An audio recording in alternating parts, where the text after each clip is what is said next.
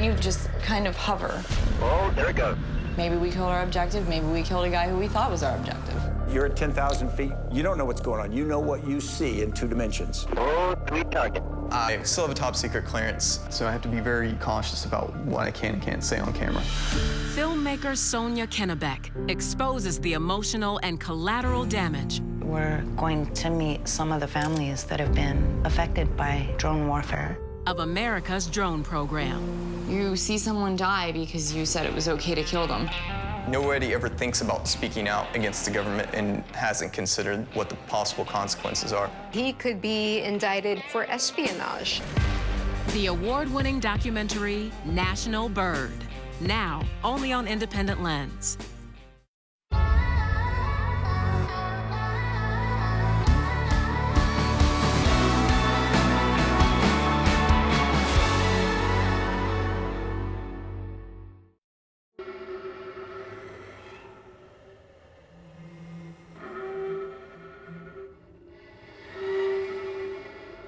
You were omniscient in people's lives. And you literally just kind of hover over their area. Sometimes you would watch them for days and then you'd have intel that this guy is a bad guy, and you would wait until he walked out to the field to meet with some friends for something and you'd blow him up. Drop a Hellfire missile on him.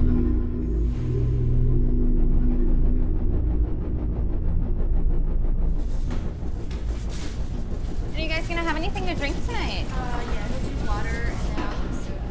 Oh, right. There you go.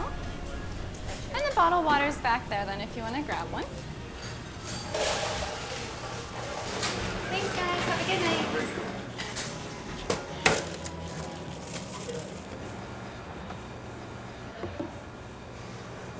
I originally was interested in the Navy at first because the guy that I was dating had been in the Navy, and I was like, oh, maybe I'll just join the Navy and, you know, travel and see the world and fight for my country and protect people from terrorists. And I ended up being recruited into the Air Force because I actually saw the posters with the drones, and I was like, wow, that is so cool, like unmanned aircraft, like that's really badass. And I was still like under the impression that America was saving the world, like that we were Big Brother and we were helping everyone out. So when I saw this possibility that I could get out of like the small town that I was in and get out of Pennsylvania and just travel, and I thought that was the only way to do it. And they didn't make it seem like you would be, that one of your only options of places to go is Afghanistan.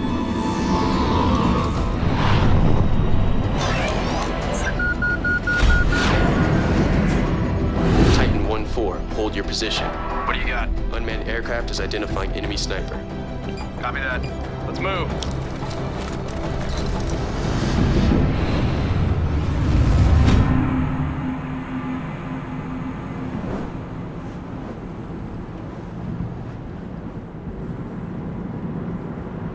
I was in the military prior to being in massage school. I got out 2 years ago. I was in Air Force Intelligence. I flew the drones. I was part of a unit that we fought in Afghanistan. And I've lost friends to the war. I've lost friends to suicide that were a part of that unit. And I've seen a lot of people die in the war. So for me, I brought to the massage table pain and just absolute despair and memories, like horrible memories. And along with that is an anxiety disorder and a sleep disorder. And I thought, you know, I came here, I think, subconsciously looking for healing for myself, to be able to find something that in learning to heal other people, maybe I could heal myself as well.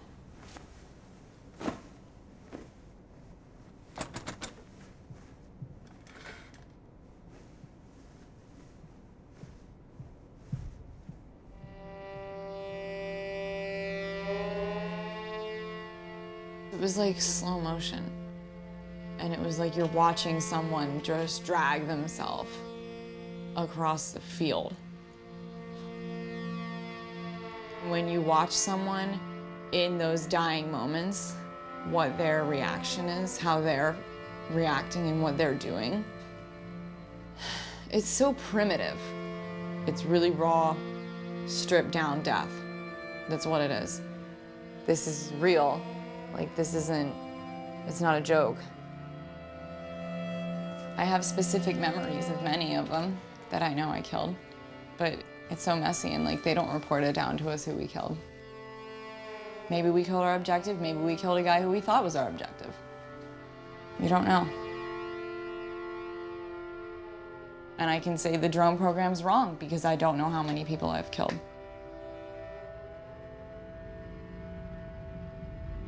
After we would do a strike, I would ask for a break and like go outside and smoke a cigarette and just think and like try to decompress and just try to push the like idea that I was involved in killing people out of my mind and like try not to think about it. Sometimes if I couldn't really get out of the situation for very long, I would just go to the bathroom and just sit on the toilet, like just sit there in my uniform and just like cry and just think about like what I was doing. It was just different emotional responses. I mean, a lot of times afterwards I would feel just empty, and if I was crying, it was because I just didn't know how to stop feeling like that, how to stop feeling like a shell. And it was an empty void. And it was like always shaking after we would do strikes, because it's such an adrenaline rush. You're killing someone. You see someone die because you said it was okay to kill them. This is the future, and it's already here. The predator, it just doesn't give up. It doesn't quit. It will find you. It will hunt you down. You step into the ground control station, which is your cockpit. You immediately feel like you're in an airplane.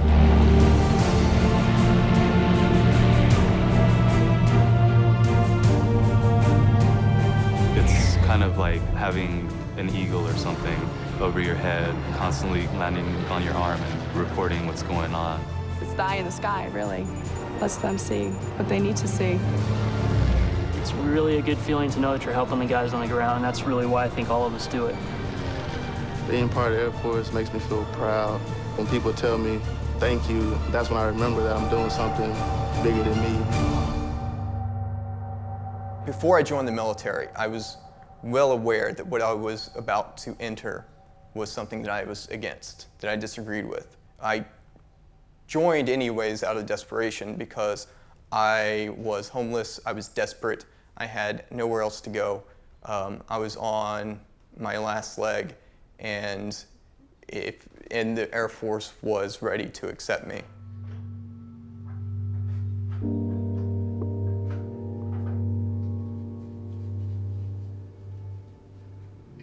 I still work in intelligence as a contractor, basically until I go to school in the fall semester.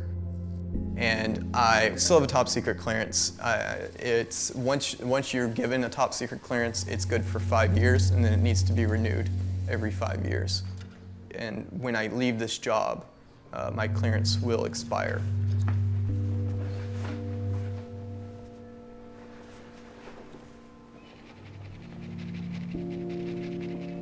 Nobody ever thinks about speaking out against the government who's worked for them and hasn't considered what the possible consequences are.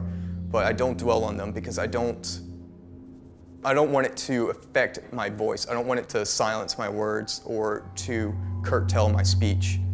I genuinely feel like they being the government, they being the Justice Department, they shouldn't hold that power over me. This ominous threat that they'll go after me in the same way that they've gone after so many people, especially since 9/11.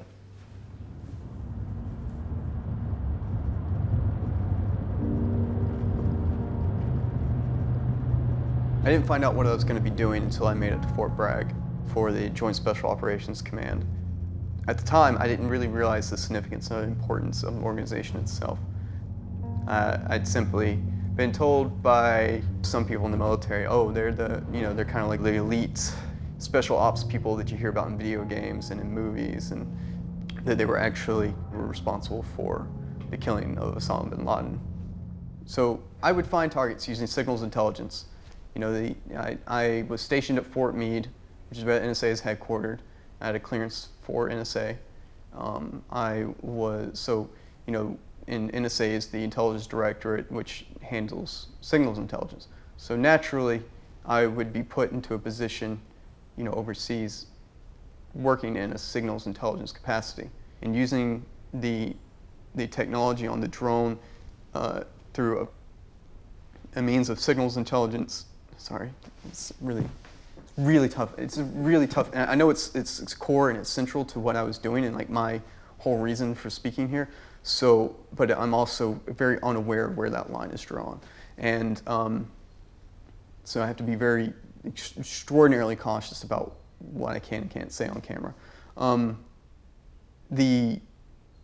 Though it's something so simple and so benign that you wouldn't imagine it were even of, it would even of concern, there's no doubt in my mind that if I said the wrong thing or gave away the wrong kind of information about what I was doing, that I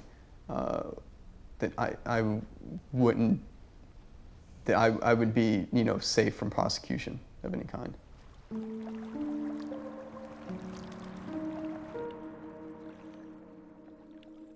When I first got into the military, I was thinking it was kind of a win-win. It was a force for good in the world. I could actually help people. I could go places. I could learn things. There was nothing negative about it at the time that was in my thinking or in my consciousness. And, I thought I was going to be on the right side of history, and today I don't believe I was.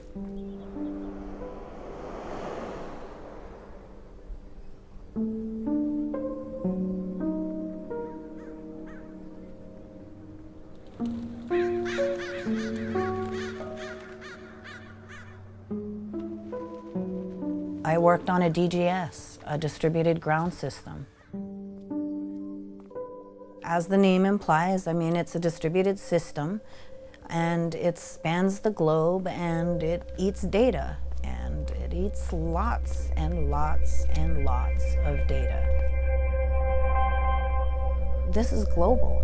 This is getting information anywhere at any time, shooting people from anywhere at any time, and it's not just one person sitting there with a little remote control, a little joystick, moving around a plane that's halfway across the world. That's not all there is. It's like borders don't matter anymore, and there's a huge system that spans the globe that can just suck up endless amounts of your life, your personal data. This could grow to get so out of control. And we're not the only ones that have this. This is going to be commonplace, if it's not already.